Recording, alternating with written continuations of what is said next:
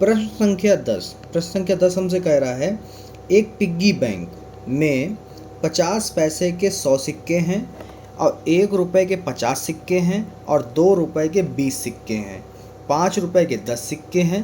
यदि piggy bank को हिलाकर उल्टा करने पर कोई एक सिक्का गिराने की परिणाम समप्रायिक है, समप्रायिक मतलब 50-50, तो इसकी क्या प्रायिकता है कि वह गिरा हुआ सिक्का 50 पैसे का होगा या फिर 5 का नहीं होगा। 5 का नहीं होगा तो यानी किसका होगा, 1 का और 2 का। ठीक है, चलिए फिर क्वेश्चन को लगाते हैं।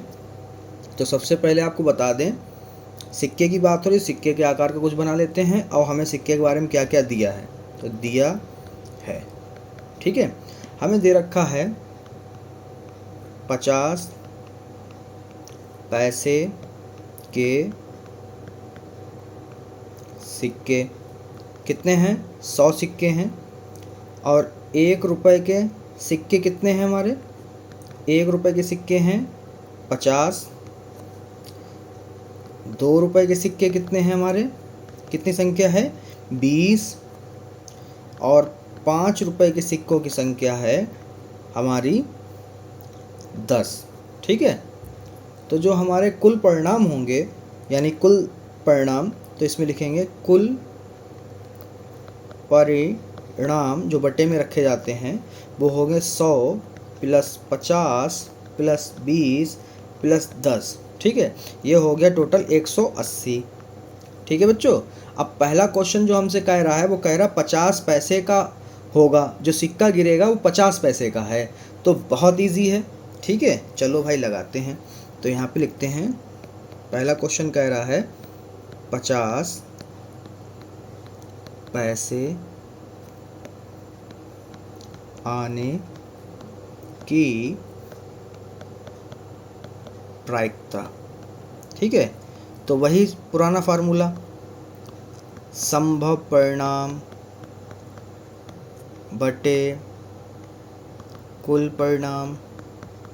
ठीक है, संभव परिणाम कितने हैं, संभव परिणाम जितने हमारे निश्चित जो घटना है, कितनी घटना है निश्चित 100। ठीक है, मतलब 100 सिक्के में से कोई भी एक सिक्का हो सकता है। और 100 सिक्के किसके हैं, 50 पैसे के। और कुल सिक्के कितने हैं बैंक में पड़े हुए, मतलब पिगी बैंक में 180। ये काटेंगे, 2 पंजे 10, 2 नेम 18, कितना आया 5/9। ठीक है, ये हमारा आंसर। ठीक है, दूसरा वाला जो क्वेश्चन कह रहा है हमसे, वो कह रहा है 5 रुपए का सिक्का ना होने की प्रायिकता। ठीक है, तो यहाँ पर हम लिखेंगे दूसरे वाले क्वेश्चन को, 5 रुपए का सिक्का